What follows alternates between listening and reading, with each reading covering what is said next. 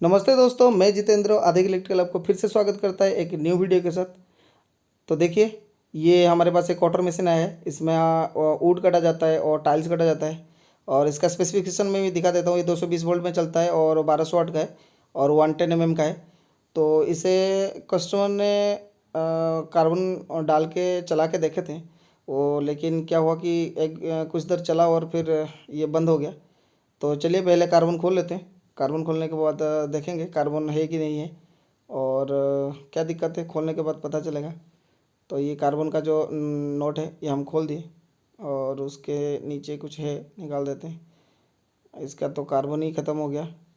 कोई बात नहीं, दूसरे तरफ देखते हैं कार्बन है कि नहीं है और फिर आगे बढ़ते हैं।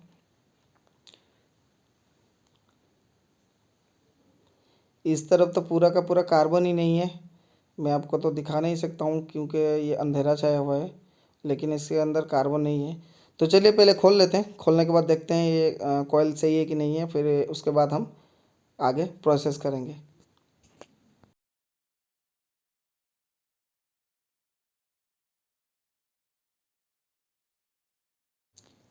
फाइनली हम नॉट सब खोल लिए हैं और उसके बाद हम पहले हैंडल को खोलेंगे। हैंडल को खोलने के बाद हम जो गियर के साथ डायरेक्ट आर्मेचर कनेक्टेड है वो खोलेंगे। ये बहुत टाइप का होता है। कुछ टाइप का जो क्वार्टर मशीन होता है वो ऊपर का जो ब्लेड का नॉट नहीं खुलने से भी खुल जाता है, लेकिन ये वैसा वाला नहीं है। इसका जो ब्लेड का ऊपर वाला नॉट है वो खोलना पड़ेगा। तो पहले चलिए वो नॉट खोल लेते हैं। ये हमारा जो 19 नंबर का रेंज चाहिए और 10-11 का रेंज चाहिए, तो वो पहले ले लेते हैं और उसके बाद खोलते हैं। तो चलिए हम लोग रेंज ले लिए हैं। देखिए ये 19 नंबर का रेंज है और ये 10 और 11 नंबर का रेंज है।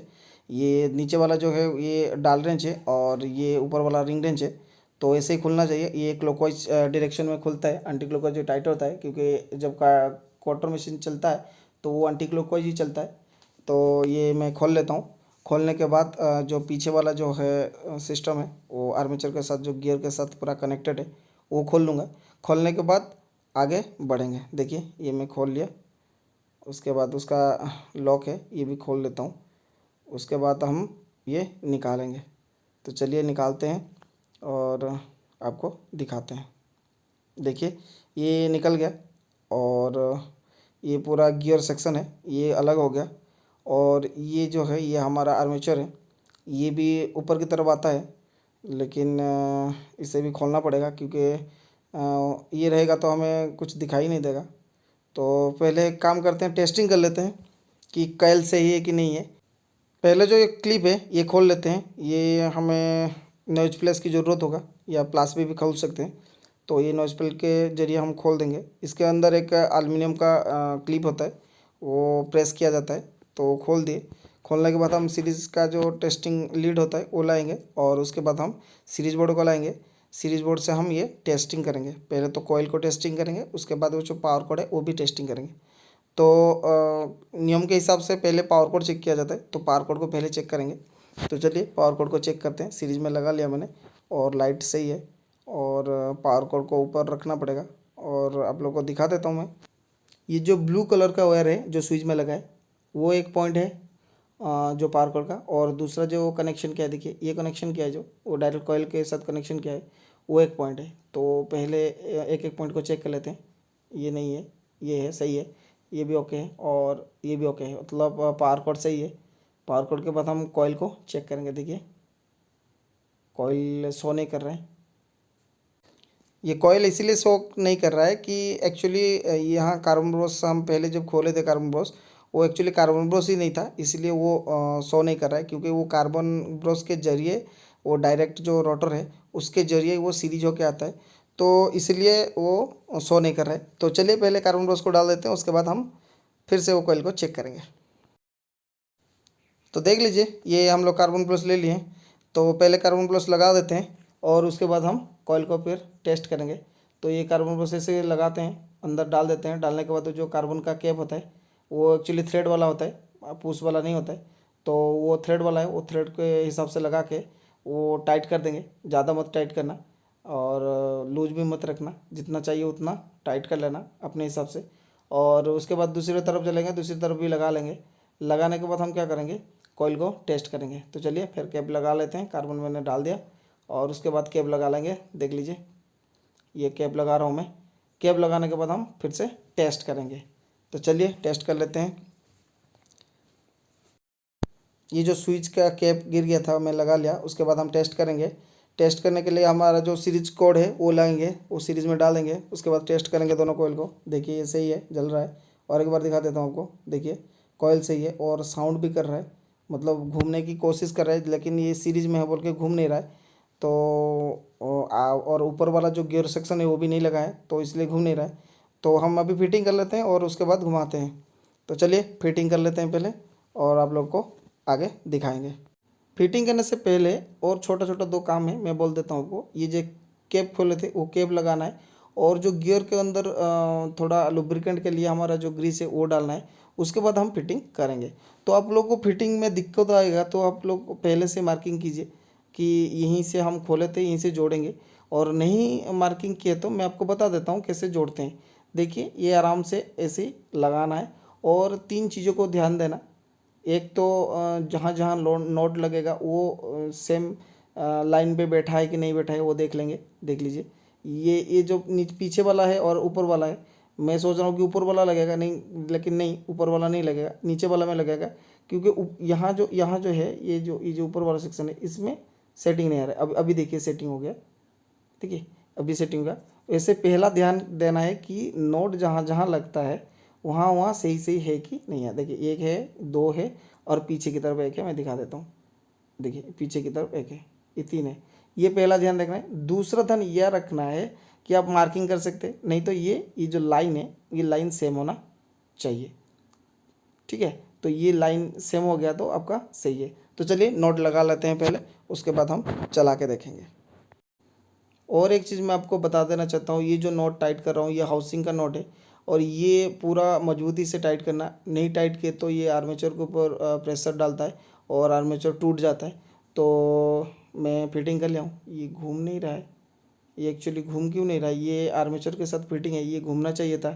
गियर तो सही सही बिठाए हैं हम लोग, ये और कुछ दिक्कत है। तो चलिए और एक बार खोलते हैं, खोलने के बाद देखते हैं एक्चुअली हुआ क्या है। तो चलिए और एक बार खोल लेते हैं।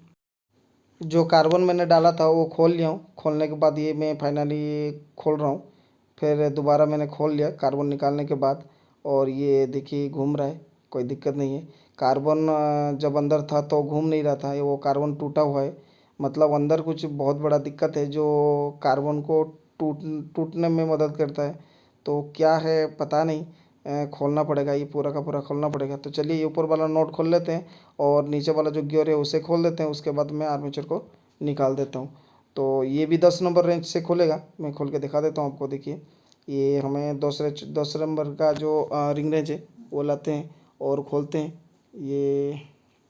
ये क्लॉकवाइज नहीं, ये एंटी क्लॉकवाइज घूमता है। मैं घुमा के देखता हूँ, और लग गया थोड़ा हाथ में, वो थोड़ा उसमें धार है इसलिए लग गया। तो ये एंटी क्लॉकवाइज घूमता है। तो मैं खोल लिया हूँ। खोलने के बाद वो नीचे वाला जो गियर है उसे भी निकाल लूँगा, और उसके अंदर एक चाबी होता है, छोटा सा चाबी होता है, उसे भी निकालना पड़ता है। मैं पहले से खोला हूँ बोल के आपको बता देता हूँ। ये जो आप ध्यान से देखना कि ये अंदर एक चाबी होता है, ये चाबी मिलता नहीं है, ये ओरिजिनल चाबी रहता है। तो ये मिलता नहीं है, ये फिर बनाना पड़ता है, जाके ऑर्डर देकर बनाना पड़ता है। तो ये कभी मत खोना। देखिए मैं खोल दिया, गियर को भी खोल लिया हूँ।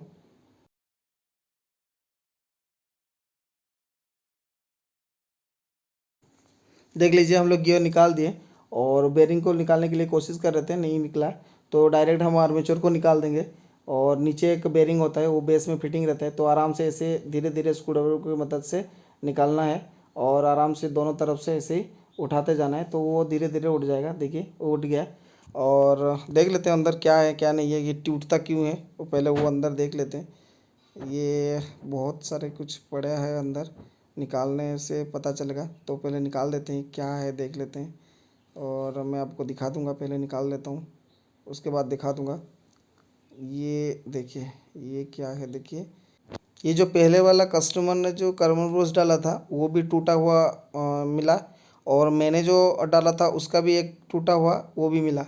तो ये कार्बन इसीलिए टूट रहा है कि ये कार्बन तो जाके कम्यूटेटर पे लगता है। तो चलिए कम्यूटेटर को देख लेते हैं, कम्यूटेटर का हालत क्या है, उसके बाद देखेंगे। कम्यूटेटर किसे बोलते हैं मैं आप लोगों को बता देता हूँ। जो आर्मेचर होता है, ये पूरा का आर्मेचर होता है, और ऊपर वाला सेक्शन जो कॉपर का होता है और उसे कम्यूटेटर बोल रहे थे। जहाँ कार्बन जो दोनों तरफ कार्बन आता है वो उसमें टच होता है, दो जो कार्बन में लगा रहा था ये दोनों साइड में टच होता है 180 डिग्री में। तो ये जो जल गया है ये एक्चुअली ज़्यादा हीट के वजह से ये जल गया है। ज़्यादा हीट कब होता है कि जब हम अच्छे वाले कार्बन नहीं लगाते हैं और लोड ज़्यादा हो जाता है, कि ज़्यादा पुराना हो जाता है, तो ये टूट जाता है। तो दिक्कत कोई नहीं है। जो हम जहाँ से ये मंगाते हैं काम करने के लिए, तो वहाँ से हम कॉल कर देंगे अभी और मंगा लेंगे। वहाँ होगा तो ये स्टॉक में होगा तो ये कल तक मिल जाएगा। तो ये कल का वीडियो जो दूसरा वीडियो होगा ये पार्ट 2 होगा, और हम कार्बन ब्रश लगा के ये आर्मेचर लगा के आप लोग को घुमा के दिखाएंगे। और तब तक के लिए धन्यवाद। और अभी तक आप लोग हमारे चैनल को सब्सक्राइब नहीं किए तो सब्सक्राइब कीजिए, लाइक कीजिए, शेयर कीजिए और कमेंट कीजिए।